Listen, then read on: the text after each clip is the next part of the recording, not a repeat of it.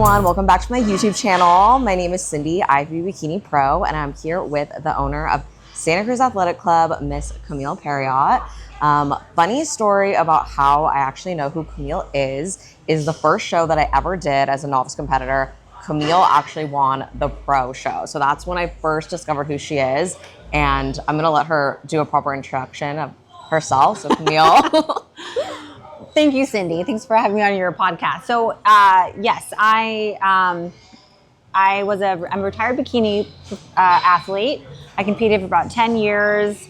Olympia, Arnold's Classic. I loved it, and I thought I would never step away from that. But I decided to retire during COVID, and so now I judge. And I have a gym here in Santa Cruz, which is where Cindy and I have really connected. Cindy's a phenomenal athlete. Aww. She's amazing to train with.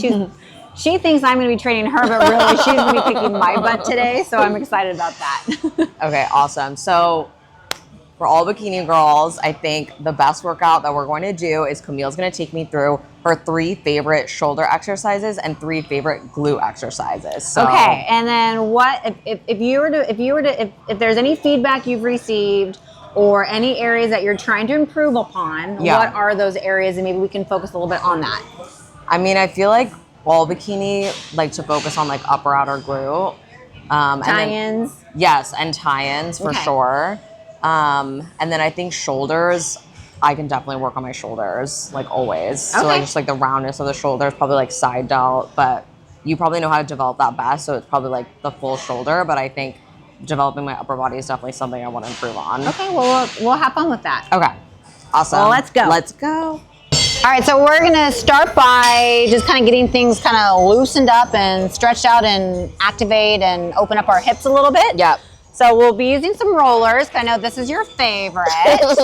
And we're gonna do little 90-90s. So you've done 90-90s, right? I don't think so. Oh, okay. So you wanna have one leg in front of you bent at a 90 degrees. Okay. And then the other leg behind you bent at a 90 degrees. Okay. There you go. And you want to angle your hips over your leg and kind of lean forward. You're going to kind of feel that tightness in your left glute. Move forward, and you're going to kind of just feel that threshold. Oh, that's tight. Pause for a little bit. Yeah, it's going to be tight. And then what you want to do is keeping your feet positioned the same way. You're going to go like that and open up the other side. Oh, okay. Okay, so now we're stretching out that right glute. Lean forward. Oof. Yeah. And to be honest, this is like if I do stretching or anything like this, we'll go back to the other side. Okay. This is the primary one if I'm really going to hit legs. So then if you go forward a little bit more, you're going to notice that you can actually come forward more so and really open that up. You're going to feel a lot of tightness. Yeah, this is like what I do in yoga, but I never like stretch out this much before. When you do yoga. All right, I do it at home. Other side. Good, that's great. Yeah. Like little 20-minute sessions. But yeah, this is really opening it up. And this is usually where I get the most tight. Right. It's like my outer hip. So especially if we're gonna be doing squats and things like that, you wanna open it up. So now we'll grab the roller. Okay. And these actually turn on. Oh, yeah, I haven't used these yet. You haven't? No. So these turn on. You can increase the intensity of it if you want. And then just kind of roll out. Wait, how do I turn it on? Oh, you gotta hold it down. Oh. There you go. And if you wanna turn it up a little bit more, here. Oh. So I like, roll out whatever feels good. I like to do the inner thighs. Oh, that feels good. Doesn't it? Yeah. It's like a massage. I know. Make sure you get the glutes well, outer legs, inner thighs.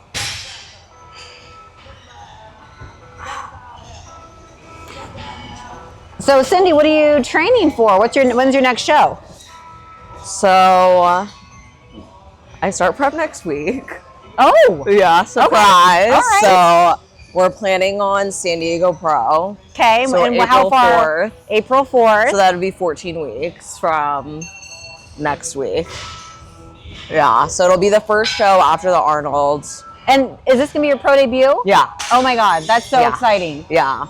So it'll be my pro debut, and then I was thinking about also doing Wasatch Warrior. Did you ever do that show? Wasatch, that is so it used to be called the Salt Lake City Pro. Okay. Or Salt Lake Pro. Yeah. And they named it to Wasatch. That's by Robin Mayer. Yeah. Yeah, and it's a great show. Okay. They always have a great lineup, and they treat their athletes amazing, because Okay. Robin was a bikini pro herself. Oh, okay. Yeah, I've heard really good things about it. So I was thinking those two to start, and then we'll see. Cool. Yeah, I want to stay on the West Coast. Start at the West Coast and venture out. Yeah. All right. So let's say that we're warmed up enough. Yes. Just for filming's sake. We're gonna turn this off. Got it. I'll go return this. Okay. And let's go start. So do you want to hit shoulders first or glutes first? How about we do glute first? Yeah. Since we have the most energy. Yeah. Most glycogen storage. We want to use that for more heavy compound exercises. Perfect. So what we're going to be focusing on today with Cindy is upper glutes. We'll do upper glutes, outer glutes, kind of more focus on a little bit more on the projection, and then also we're gonna do some little detail work on the tie-in. Some of my favorite exercises that I've done, and then we'll do some shoulders. Okay. Perfect. Sounds great. Okay, so what is this first exercise? So this is the reverse hyper. I always like to start a lower body day, especially if you're gonna be training glutes, on this. It just gets everything activated and fired up. So if you have one of these at your gym, you're stoked and you're lucky. Not every gym has it, but this gym does, so we're gonna utilize it. Yay. So the way you hop on it, it can be a little awkward at first. Actually, first we want to put on these safeties. Oh, yeah. Because sometimes the plates will fall off. So you're gonna hop on. It can be a little weird at first. You wanna make sure that, depending upon how tall you are, you basically wanna have your hips and your pelvis right on the edge, so your legs are dangling. Get your ankles inside. I like to angle my feet outwards. It just hits your side glutes a little bit more. And the whole purpose of this is just to really get activation, but it really does help hit all parts of your glutes. So you want to go, just bring your legs up. It's almost like you're doing a hip thrust reversed. So right now I just have two 45-pound plates, and I usually go to about 17 to 20 reps, just start activating it. You want to try to avoid the momentum. It can be hard because you got gravity pulling you down, but just having that constant tension on your glutes, it starts to get them really activated.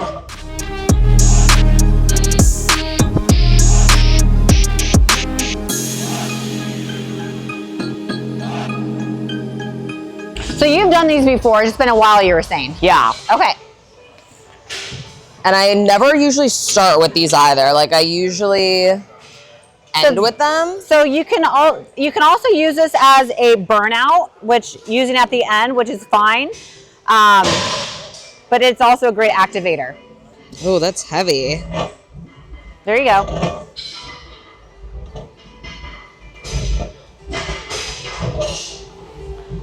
So right now you're targeting all parts of the glutes, especially the upper, which is a really hard area to target. I would say the upper glutes and the tie-in area, the lower glutes, can be a hard area to activate. So this just helps getting a little bit more blood flow there and focusing on the area that we're gonna be working out. So when you start to feel a good pump, I'll take over. Okay, yeah. Well, yeah, it's interesting that you said the upper glutes on this, because I usually would normally never. Do you feel it now? I do now. Right when you said now focus on your upper glute, then I start to think about it. But before, that wouldn't have been an area that I would think to activate in this exercise. So that's a really good cue.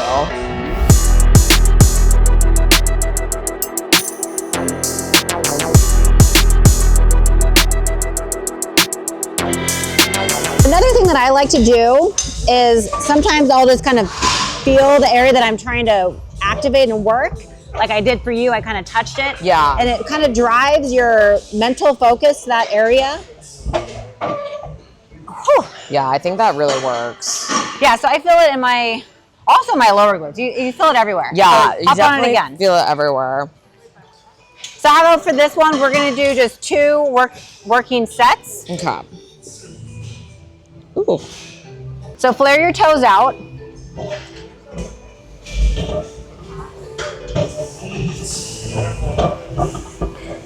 can also do this single leg too. Oh, okay. So if you wanted to do it single leg, you can have one leg kind of pinned to the side on the stand, and you can activate one at a time. But I find having your legs kind of flared out, you get great activation with just that alone. Oh yeah. Okay. Ooh. Oh yeah, that's nice to start off on. So we're done with our workout. Okay, there you go. Perfect. Okay. All right, so we're gonna unload these, and then we're gonna go to our next exercise. Okay, perfect. Okay. Okay, so we're gonna do hip thrust first because it's probably one of the best ways to build your glutes. Yep. And for the record, I don't train like this anymore, so bear with me. My weight's a lot lighter, but so what we're gonna do is we're gonna basically start with a lighter weight, and then we're gonna be adding more weight to it. Okay. So we're gonna be maxing out as we're increasing the weight. We're also gonna be failing at a lower rep range. Yep. And then when we get to that max amount of weight where our glutes are just fatigued, then we start peeling weight off, and it's gonna feel very light, and we're just gonna rep it out. So Okay. we're gonna expel the majority of our energy on the primary muscle group that we're trying to hit. And then the other ones will be more isolation. Okay. And before you go, one thing I want to ask that a lot of people have been wondering about, weight belt. Do you think people should wear? I feel like there's so many questions, especially with hip thrusts. Oh, I don't know. I never do weight belt when that'd be so uncomfortable. Yeah, but there's debates around wearing it no matter what. Okay, are you referring to the debate about hip thrust widening your waist? Yeah. There is. I would say there's a big argument about that. Yeah. I do wear a weight belt when I do everything else. Yeah. But if I were to do a weight belt with this, it would be totally impinging on my ability. Yeah. And I really don't feel that hip thrusts widen your waist. Okay. Got it. There you go. Okay. So you want to have your feet under your knees, kind of your lower back, your upper back is just resting the bench, so you can get depth, go up, and you want to kind of hold the top and kind of like hyperextending. And right now it's pretty light, but I'm going to go to about 15 reps.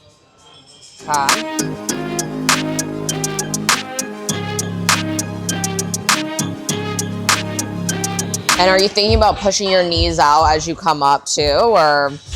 I'm not really thinking too much about that. Right now I'm just thinking about reminding myself to pause at the top. There you go. Woo!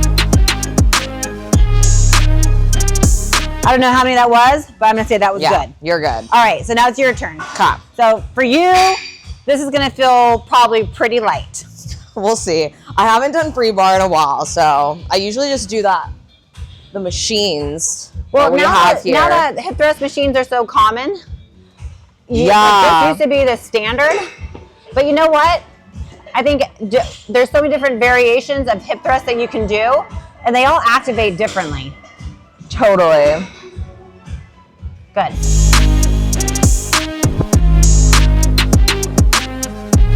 And I love how we color coordinated our plates with your pants.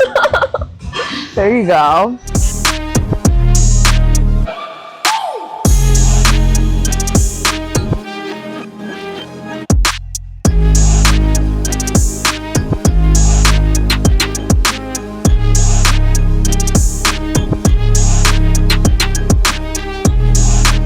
Okay.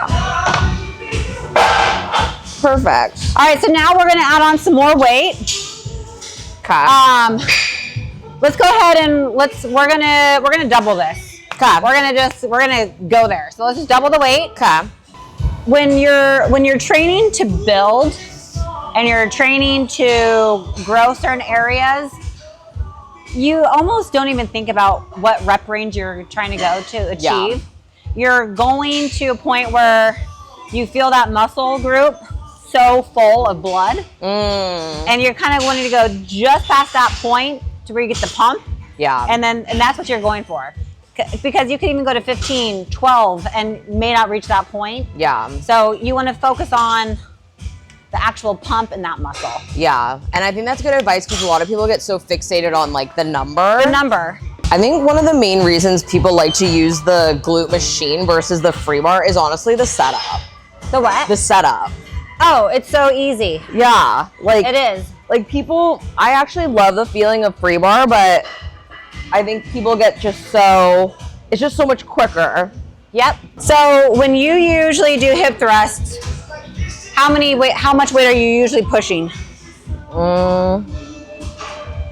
Peak off season, I think I got up to a little over 3 plates. I think I attempted 4 plates at one point, but that was on the machine.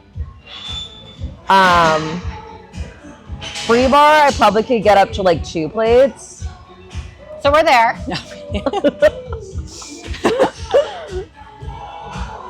But I've been really trying to focusing on like less weight, honestly.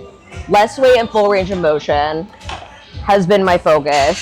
So if you overload weight, that isolation will sometimes leave the area that you're trying to focus on. Yeah. And a lot of other areas start to overpower. Yep. So a lot of times less is more. Totally. Actually, you can get crazy results from lightweight just really isolating. Yeah. And just focusing on that squeeze. Yeah, that's something I've realized for sure. Okay. We're gonna add a little bit more weight to this. Okay. We're gonna do one more set, and then we're gonna peel it off, and we're gonna rep it out. Okay.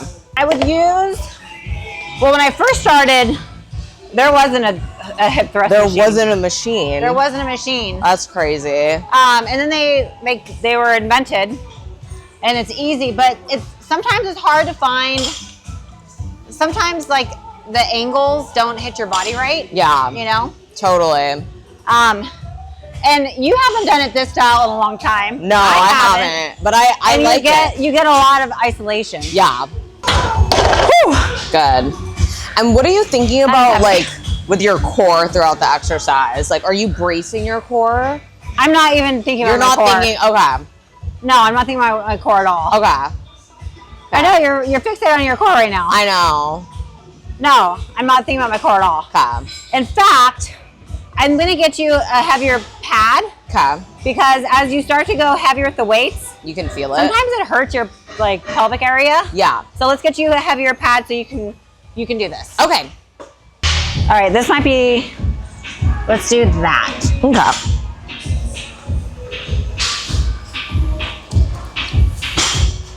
Is that awkward? No. Yeah, there we go.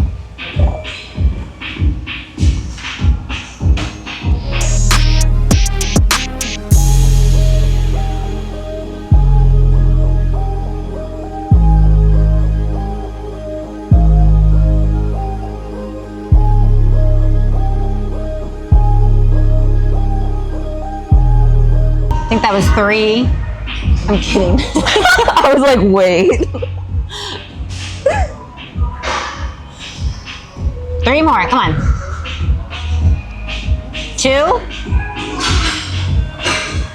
3, you got more in the tank? Good. All right, so now let's peel some weight off. See, this is where the hip thrust machine comes in handy. I know. Because you don't have to do this. Yep. All right, so now we're gonna do RDLs, but we're gonna do a little modified version of it because we're wanting to hit our lower glutes, and this is really gonna allow us to get into those, chisel out those tie-ins. Perfect. So this is actually when I would use my weight belt. Yeah, I would probably start using the only time I don't use a weight belt is when I'm doing hip thrusts or leg press, just because it impinges on your mobility, and it doesn't feel good at all. So, but this case, yes, I'm using my weight belt. Perfect. So the modification for these RDLs that we're gonna do is we are going to, if you wanna really hit that tie-in area, I always love elevating my toes a little bit And you know when you're in your bikini back pose and you have your toes slightly flared out? Yeah. I have that same stance. So you want to have your feet shoulder width, your toes slightly flared out, and it just helps really kind of chisel in that side area. But we want to get that, we want to kind of focus on a little bit of that teardrop in the glutes. Okay. So she's dropping nuggets right now, if you could hear that. The bikini back pose. Like that's, I never even thought of that. So that's awesome. So what I like to use, we have a couple of these here, but it's like it's a wedge, so it's a little angled platform. Yeah. If you don't have one of these, you can also get like a 2.5 pound plate and just put it under your toes and elevate your toes a little bit. This is going to really help isolate the backside. Now, if you want to isolate your glutes and more of the upper glutes, you can actually angle it this way so your heels are elevated, and that will get you, you're doing squats. It helps your ankle mobility so you can get into a deeper squat and really target those glutes. But right now we want to focus on the under portion. Okay. So we're going to go 35 pounds. Okay.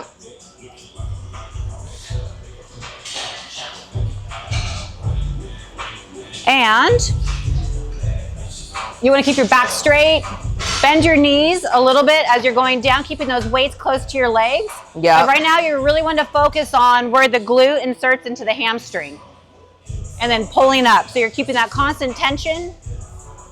So you should be really feeling this in the lower glutes and starting to feel that stretch in the hamstrings.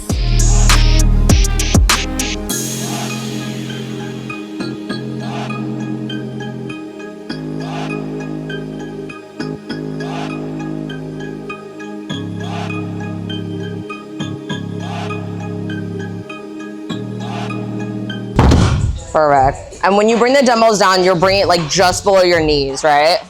You know what, I'm reaching for that stretch. Okay. It's going to be different for everybody. Okay. I'm reaching for that stretch in the hamstrings, and then I go up. Okay. Got it. And that's what you're looking for. Got it. And try to slow down as you're going down and up.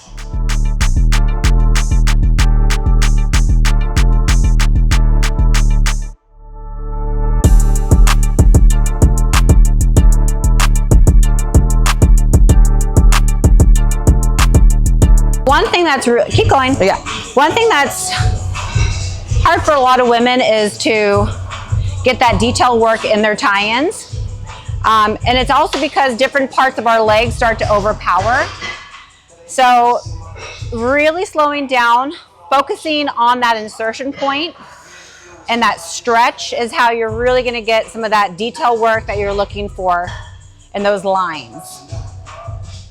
But it's very common for certain bodies to have maybe their quads or a different part of their legs overpower, making that hard area to really get that stretch and the isolation. So how does that feel? Feels good. The cue of like turning your toes a little out really helps. Just a little flare.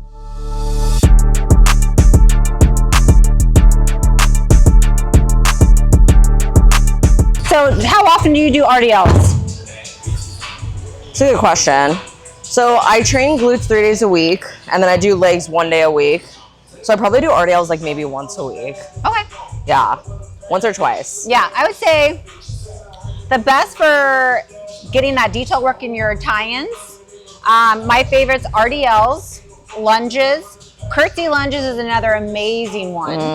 And the whole, you know, it's also hitting different parts of it, different parts of the glute to get those lines all around. Yeah. But anything that you're kind of getting that stretch back there is going to be great. Yeah, I never elevate my toes, but it feels good. You just get a little bit deeper stretch. Yeah. Because sometimes it can be hard to feel that stretch, and it just helps you get helps you get to that point a little quicker.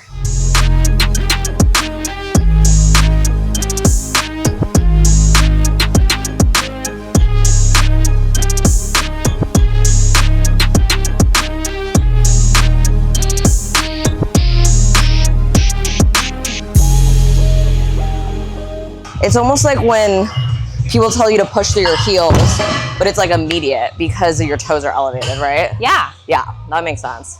Yeah. Whew. Okay.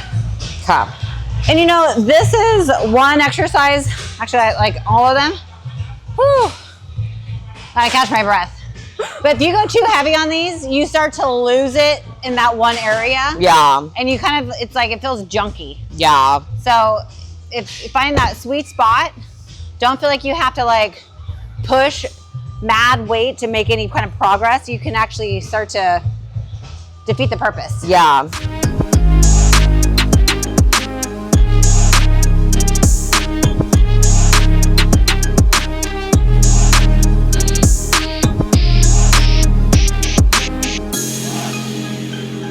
So where in the back do you feel it the most?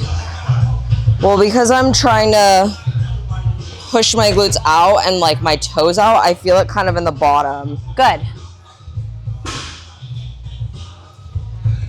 Like bottom and like outer of the bottom. Are you one where it's easy to activate your hamstrings, or is it hard to activate your hamstrings? Easy. Easy, okay. Yeah. You're lucky. A lot of people have a hard time activating their hamstrings.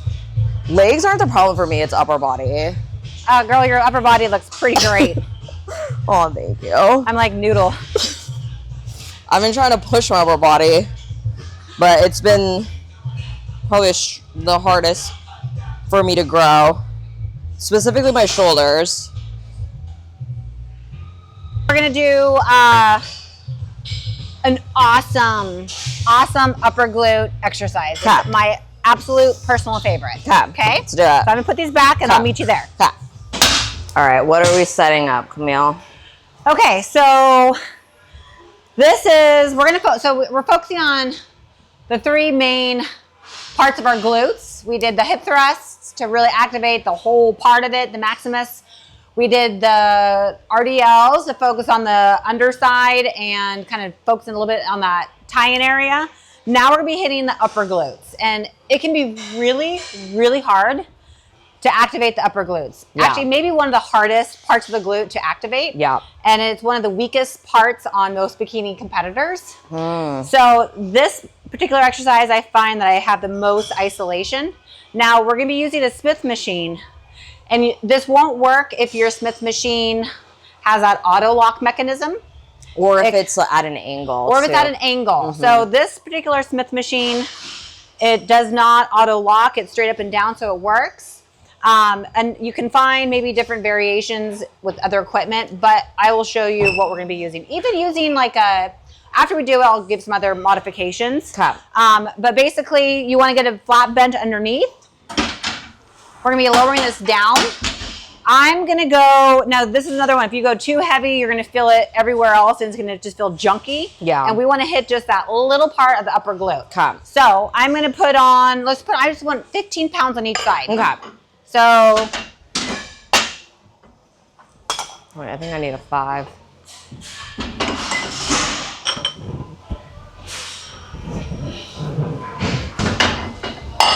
And I'm taking off my weight belt because you're laying on it and there you it does go. not feel comfortable at all. All right, so this can be a little weird at first to get into, and you've got to really kind of explore where that sweet spot is. But basically what you're going to be doing is getting completely underneath. In fact, I need to pull this bench up a little bit more. You want to have your feet under, you're gonna have your, like the soles of your, or the arch of your foot under the bar. Yep. And I'm gonna be using my heels to unlock it. So I'm gonna kind of roll my toes outward. It's gonna allow the lock to come out. Now, if you are too far forward, you're gonna feel it in your hamstrings. And if you're too far back, it's just gonna hurt your knees. So there's a certain sweet spot and you'll find it. But basically you wanna bring your legs down like this, and then you're pushing all the way up, and you feel that tightness. Yeah. Or you feel that isolation in the upper glutes, and you're basically just pulsing. And I always have my hands on the upper glutes just to make sure that I'm activating. Yeah. And you just pulse it out. Okay.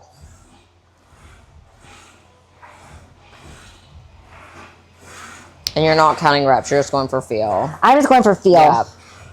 Whew, and it is hard. And to come down, I have the locks on, and I just kind of go like that. There you go. Whew. So this exercise requires some level of flexibility. You need a little flexibility. Yeah. You do. Yeah. And it's also just kind of knowing that fine. It's a very small range that kind of you can like easily leave that spot.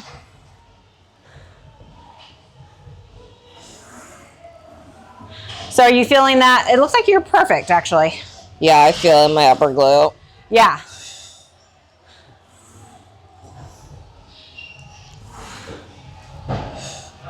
So I find, and I think it's just everyone's physiques are different, but I find I get better isolation with this than I do a cable kickback. Yeah.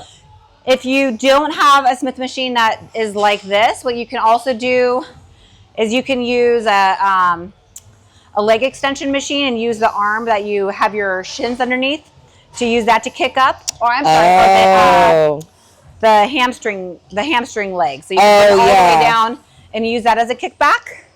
That's another alternative. Oh. Yeah, that's hard. I've tried that before. Like a donkey kick almost, right? A donkey kick, where you yeah. have your hands, yep. Yeah. Another one, the other thing that I like to do is if your gym has like a kickback machine, usually it's like one side at a time. Yep. Usually you have to like plant one of your knees on it and you're doing one at a time. Yep. I get that knee platform and I just kick it to the side or I just don't even use it.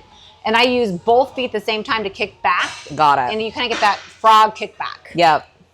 I mean, essentially these are just frog kickbacks. Mm-hmm. Yeah, I think a lot of people are scared of this exercise just because of the setup and maybe flexibility, but I think once you try it, This one?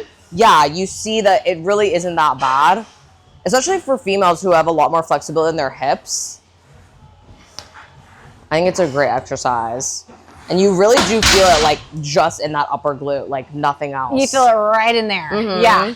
Now, if I normally when I would train, and I think like you, if you're hitting glutes, we're probably doing some more exercises. Maybe we're doing another variation for like the gluteus maximus, another variation for the upper glutes, maybe another compound exercise, but today we're gonna just do like my top 3 for those main parts.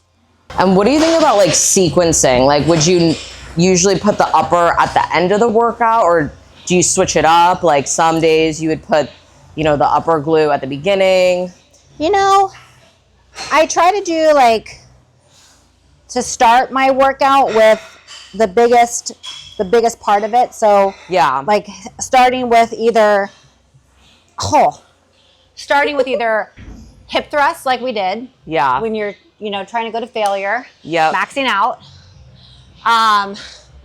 Or squats. The heaviest compound, starting with that. Yeah. And I would generally end or, put these in more in the middle. But usually I would start with like the compound first. compound first, Got yeah. it.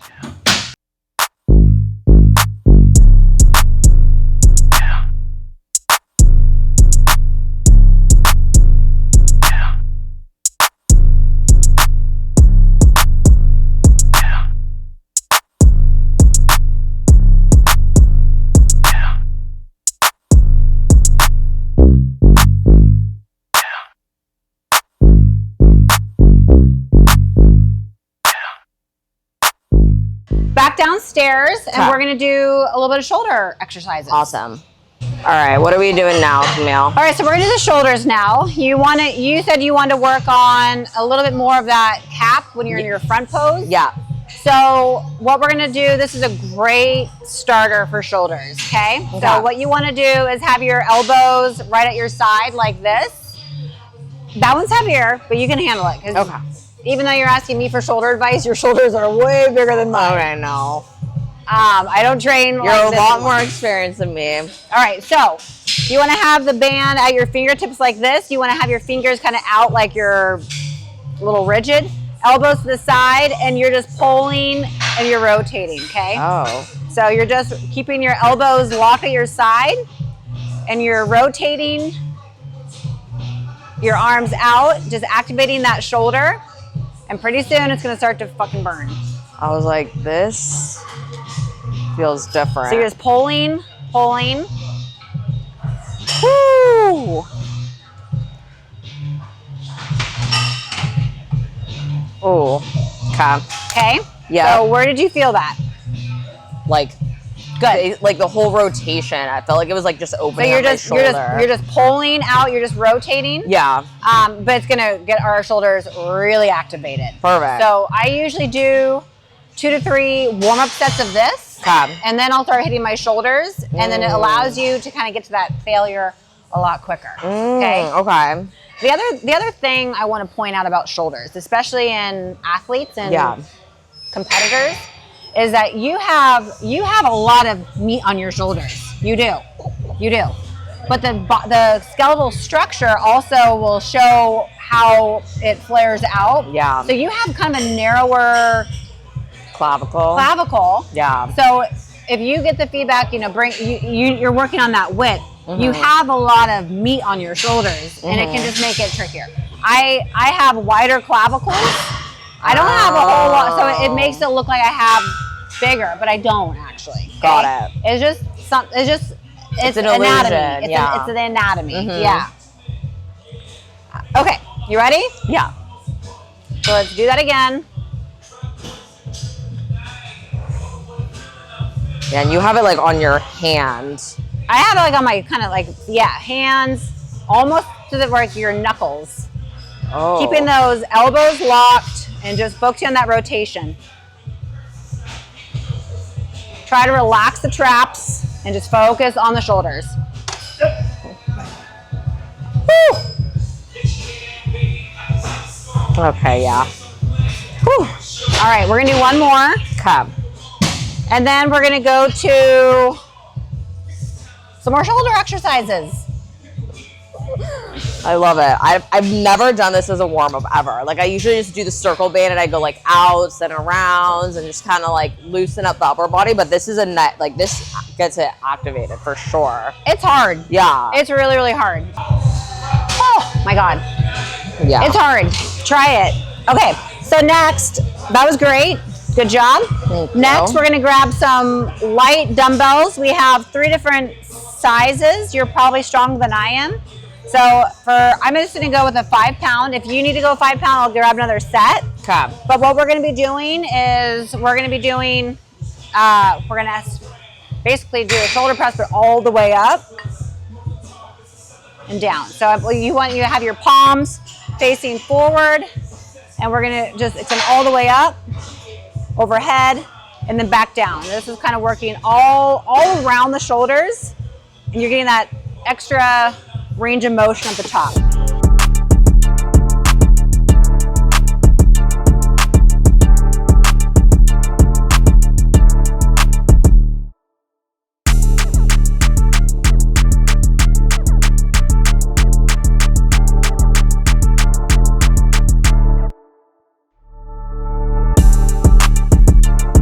Yeah, let me try Start with fives.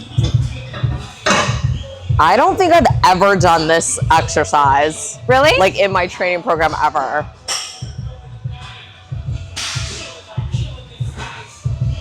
So basically, it's pretty common to just do lateral raises. Yeah. If you're going all the way up, you're getting that little bit more of that range of motion. So you can get a little bit more of that peak up on top.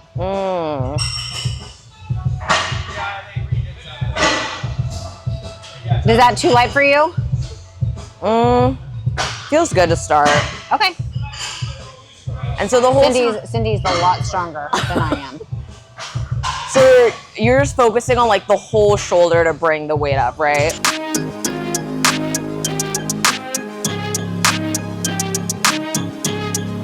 You're getting like a little bit of a lateral and a little bit of a Yeah, I see what you mean. shoulder press. Okay. Oh, that feels good. Okay. So you could probably go to 10 Okay. afterwards. You're gonna do I'm gonna five stick again? with 5s.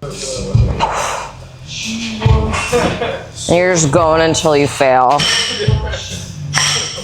Yeah. Okay, should I try 10s next? Let's do 10s. Okay. I think, yeah, this seemed like a little easy for you. Okay. I mean, ideally we want to go till, we kind of want to fail at around 10 or 12. If we're going to like 20, it's probably a little bit too light. Okay. But you also want to make sure that you're not going so heavy where you're starting to feel in other parts of, like, you don't want to feel it in your elbows or weird areas or your traps. Right.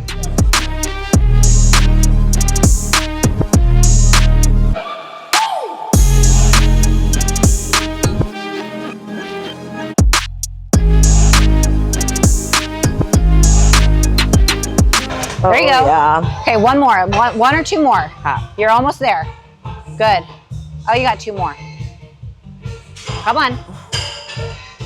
One more. One more. Woo. Good. Okay. Nice. Woo. Okay, so let's do one more working set of this. Okay. And then we're gonna do another exercise. Okay? And when you used to train, like how often would you train shoulders? Like what frequency?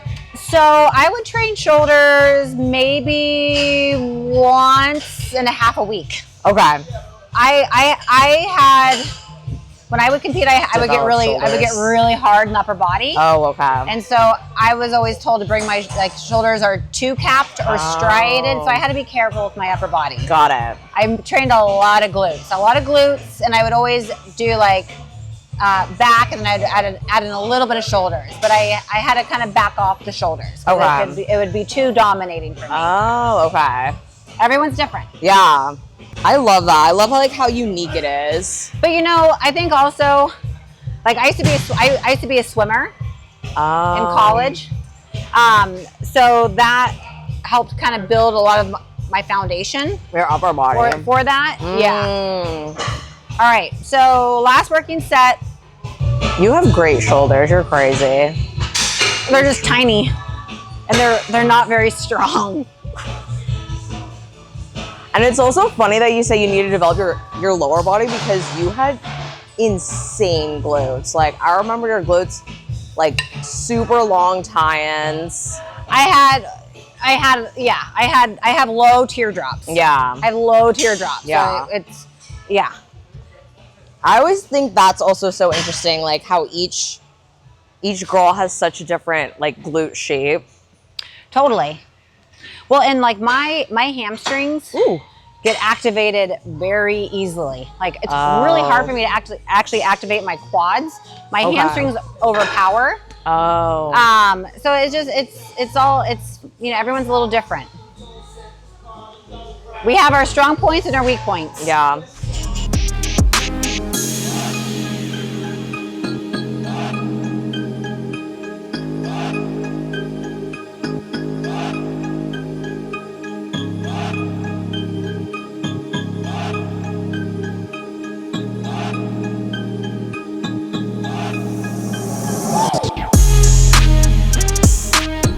So one past that point where you're just like, can't. Nice.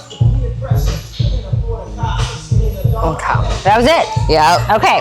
All right, so let's hit, you want to do a little bit of the rear delt too, right? Sure. Is that what you wanted to, a little bit rear delt? Yeah, whatever you think. Honestly, like any shoulder.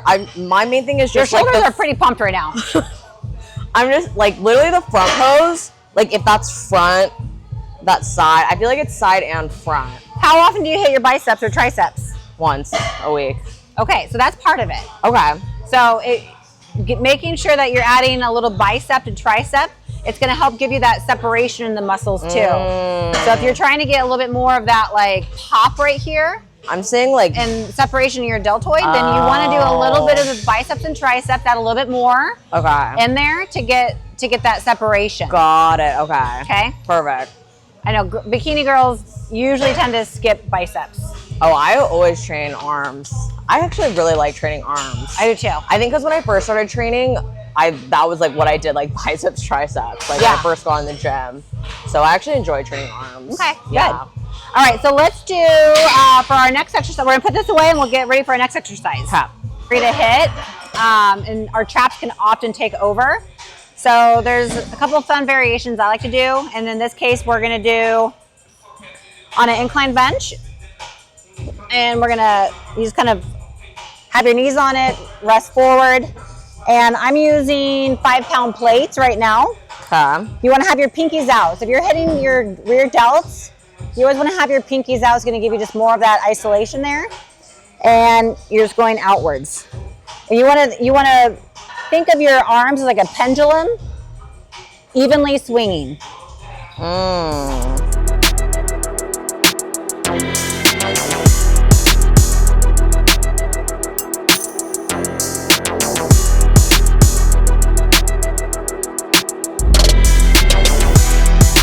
Yeah, I love that cue. And I never use plates, but I can see how that would be better for putting your pinky out too. Oh my God. It doesn't feel like anything at first, and then it really does. And then it really hits? Yeah. Okay. So I'll cue you while you're doing it. Okay. There you go. So it's gonna feel light. Okay, and you want your arms just to try to relax your traps. Okay, there you go. And you're gonna, pretty soon, right now it's not gonna feel like anything, but you're gonna feel it right in here, it's gonna burn. Keep going till you get there.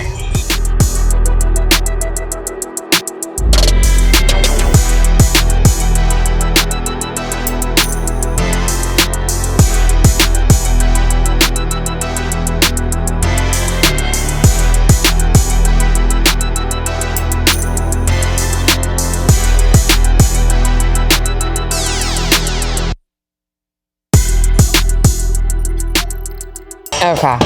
Did you feel that? Yeah, I feel like this is a little light. Yeah, I did too. I could feel it. I did too. And Okay, well where? Because I felt mine literally right there. Yeah. So where did you feel yours? Like the back of my shoulder, like here. Okay. Yeah. Let's try going a little heavier for you. Okay. And that's my weight. We'll get you some 10s. Okay. Another exercise that I like doing in this, since we're here, is you can just go like this. Oh. And that's kind of, are you going like in a Y? Sure. Or is it just straight? Yeah, you can do a Y. You can go straight. You can do actually everything in your shoulders in this position. But I'm going to continue doing the rear delts. Yep. So you're feeling it like here. Oh yeah. Okay. Also trying to keep your arms straight down in that plane, almost kind of pushing up a little bit. A little higher. A little higher. You're gonna get that isolation too. Okay.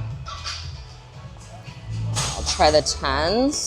Just make sure this is where you can easily have your traps start to overpower. Yeah. So you want to make sure that you're not crossing that threshold. Okay.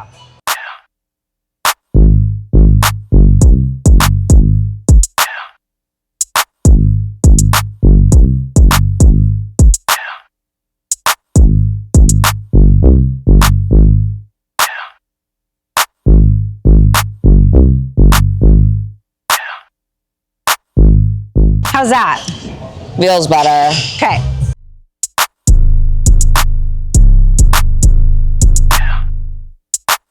And it's so easy to let your traps take over too. So like it really, really is. Yeah. You really have to focus on trying to like let them kind of come, like bring them back and just relax them. It's really, really hard. Okay. Okay. Another variation, if you don't like that, I mean, the main thing for hitting rear delts is having that bend forward. Yeah. But another thing that you can do is you can like rest your head here. It just looks really dorky, really dorky. But you can like just rest your head and go like that. It's not dorky. Try that. With your head? Yeah, rest your head there.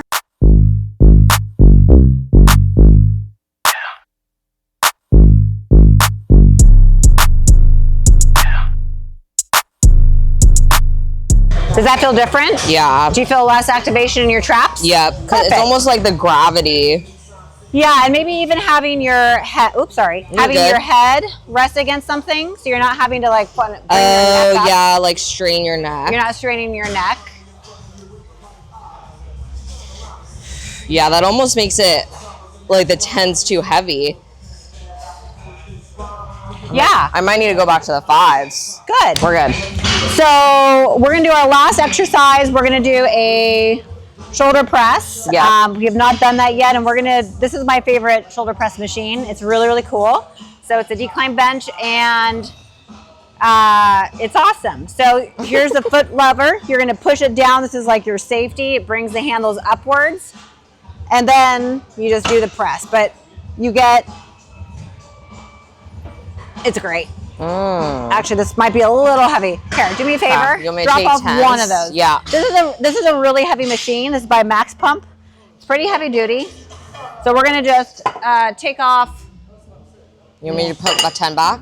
I'm gonna be offset. I'm gonna go 15. Yeah. So we'll have 30 total. Got it. That's better.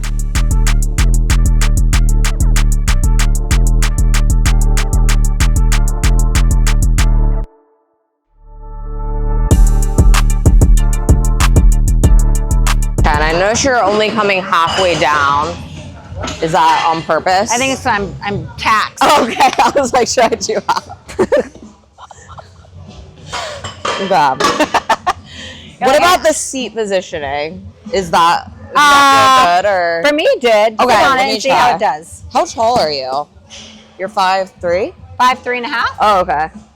Mush, we're like literally the same height. So I think I'm 5'3 1/4. Okay, push it up like that, and then push this up, and then you put your feet here or here. It doesn't matter. You can push it all the way down. Oh. It doesn't matter. It's just the safety. Oh, okay. Yeah. Tell me if you need more weight. I want to start with this. Okay.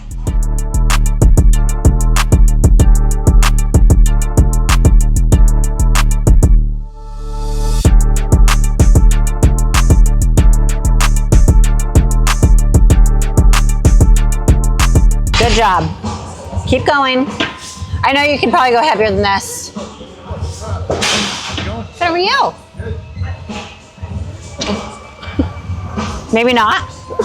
No, that feels good. Okay. Yeah.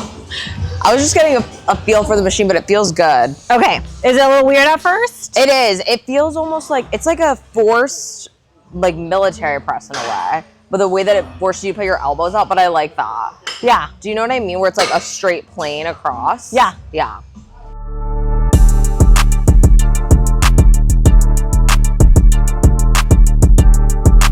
Yeah, I think my shoulders are getting taxed. Okay. We haven't done a whole lot of exercises today, but a lot of times when people film, they go really light for filming purposes. We did not. We did pretty good. Yeah. Cindy in her head's like, yeah, right. That was really, really light and easy. No. No, this is a really good workout. And I'm going to take a lot of these tips and use them throughout my prep and training for sure. Awesome. I think no matter who you are, you can learn something from somebody else. Always. Or like you forget, you forget these little cues when you're just in your routine. Totally. You're like, oh, yeah. let me do that. Okay, so this is our last working set. And then we are finito. Finito.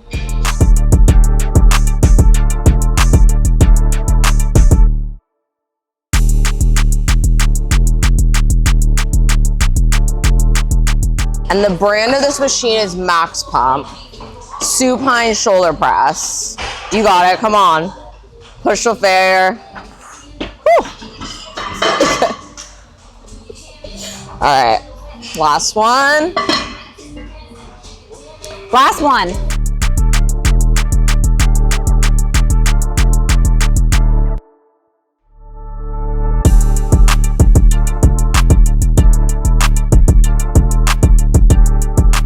Woo! Oh, you're trying so hard not to make that ugly face. That was my ugly face. All right. Great job. That was an awesome workout. Thank you so much. So I think we're just gonna finish with a couple questions because I want to make sure that I took advantage of this time with Camile. So it'll just be 3 questions. Okay. Okay, Camile. Cindy. You've seen the bikini division from both sides of the stage now. Looking back when you were first qualifying for the Olympia versus what you see from the judging table today, how has the standard for the winning look evolved for bikini? It's evolved a lot. There's definitely a lot more muscle. So bikini girls have always kind of heard, like fuller glutes, fill out, fuller muscles. And it's just continued. So from when I competed at Olympia 4 or 5 years ago to now, they have a lot more muscle. Yeah. Overall more muscle. Still has the same hourglass shape, but just more muscle. Yeah. I think also bringing in the new division, the fit model division, there has to be some of that separation. So you see, there's just the conditioning's just more dialed. The fullness of the muscle bellies. I feel like legs have gotten more muscle as well. In the past, it was, a lot of emphasis on not developing your quads too much, and now you see bigger quads on stage. So it's evolved quite a bit. Yeah. It's always evolving. Yeah. I know. I would definitely say the legs thing is something that I've noticed a lot too, the size of the legs. Absolutely. Okay. As a judge, what is that one recurring presentation mistake you see competitors make on stage? Something that might be an easy fix, but consistently costs people points or placings? Oh man, this is a big one. I would say the biggest mistake that I see competitors make, and I know where their head's at, because when I was competing, I would tend to do it sometimes too. And that is in the bikini back pose, bending too much. Because what the athlete's trying to do is they're trying to tighten up the glutes and they're trying to show more of the tie-ins. But actually what happens, you have to remember that the judges are standing below you.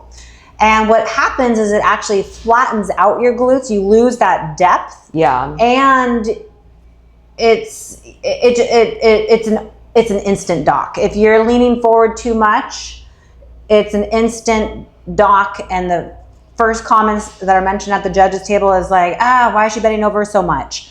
So I know why athletes do it. It's because they're trying to show more of the tie-ins. They're trying to tighten up the glutes, but you can really lose that pop, that depth in the glutes, and it just flattens everything out. Okay, got it. Okay, final question. Mm-hmm. You've qualified for the Olympia 3 times, which is incredible. Looking back at your 4 times. 4 times. I was going to compete in my 4th one. Oh, okay. I dropped out 3 weeks before the Olympia because it was during COVID and it had just been moved to Florida last minute because everything in Nevada was shutting down, and we were going to be, and it was a week before Christmas. So it was, I actually had I pulled out. I didn't know. I had no idea because at the gym, she has her Olympia tracksuits. Yeah. I was about to compete in my 4th, but it was just a time where I was just it was crazy. A weird time to travel, and yeah. Yeah. Okay. Well, even more amazing. 4 times. Looking back at your pro career, what was the specific mental shift or pro level habit you developed that finally took you from being a great competitor to a consistent Olympian? That is going to be mindset. Mindset is really what I think sets Olympians and the winner of Olympia from the rest. And I think for a long time I suffered from what we call imposter syndrome. And there was a sense of me where I didn't, I was excited to be there and I wanted to be there. And I'm talking about before I started winning pro shows. And then once I started winning pro shows, it was, your mindset starts to change. But no matter, and we'll even narrow down to even more micro too, like at a regional show versus bigger shows versus Olympia. There's different calibers, and you have different calibers of athletes that you're competing against. You have athletes maybe at Olympia, or say you go to like the Pittsburgh Pro, and you're competing against people who you've admired and you've looked up to for a long time. So to compete against someone like that you've admired and looked up to, it's really weird to then be their peer and their competitor. So shifting that can take some people a long time. For me, it took me a long time because I earned my pro card on my third show ever. Amazing. And I was a rookie, but I was a pro. And so I had to learn, I had a season in the pro league, and it took a while because I just felt like I didn't belong there for a long time. Like I was excited to be there, but I would see certain people in my lineup, and I would kind of be like I would kind of just bow down to them. I'm like, okay, you won, just because of I was intimidated. Yeah. And I think it really takes mindset to overcome that and to really shine and to dominate. You have to, if you look at the top Olympians, like the people who are winning the Olympia, like they have a certain presence and they just own it. Yeah. And I think it's also comes down to like, even like at regional shows, it's also the pressure that athletes put on themselves. Yeah. If you feel like if you're putting a lot of pressure on yourself, you just get in your head. You get in your head and you can't just conquer. Yeah. So, the shows that I've done the best at, I had zero expectations. The shows that I had high expectations for myself, and I'm sure you can relate with this as well, going to, when you competing as a national athlete, you have so much expectation on yourself. Yeah. And it can cause you more stress, and it gets you more in your head. And so then by the time you get on stage, you make mistakes, or you look nervous, or you're not exuding that confidence. But when you just allow yourself to be, or it, and you're just like, you go to conquer and you don't have any of that level of like intimidation, you do incredible things. Oh my gosh, I love that. That's such good advice. And I feel like it's very overlooked. A lot of people focus on like the physique or the posing, but the mindset, like was there anything that you specifically did to like hone in that mindset, or it's like something you learned over time to like just build confidence in yourself? I think it was just learning it over time, but I think once I started to win consistent pro shows, and then at my first Olympia, I was just excited to be there. Honestly, I just wanted a jacket. Yeah. And I had zero expectation. Zero. Yeah. And I made the first call out. I actually made top 7. In the bikini division, that's hard to do. And I was expecting last call out, and I was totally cool with that. Like totally cool. And when I was called out, the first call out, I was just like, what? It was crazy. And then I started getting my mindset. When I looked around to see who I was on that line with, Janet Leug, Ashley Caldwell, like all these names, I was just like, what? Then in my mind, I totally remember that moment. I was like, I don't deserve to be here. I don't know if this was an accident. And so like learning to overcome those thoughts, and then getting into the mindset, like it might sound kind of cocky, and this might sound like bitchy as coming from a woman, but you kind of have to go there to like it's competition. It's competition, and you're like, you can be friendly with everybody there without when you're backstage and stuff, but when it's time for game day, you're there to take them down. Yeah. And you have to kind of exude that. You're going there for yourself. You're going there for one reason, and it's a competition. Yeah, you're going there to win. So I think as soon as I started to really kind of hone in that, you show differently on stage. Yeah, because you're exuding a certain energy, like I belong here. This is mine, and that energy. It shows to other people. It shows to the judges too. Yeah. You're not there nervous. You're not there like questioning if you should be there. Like it's like, hi, I'm here. Yeah. And I'm here for a reason. Got it. Oh my gosh, I love that. That's such good advice. And how long did it take you to qualify for the Olympia? Like how many years in the pro? Ooh.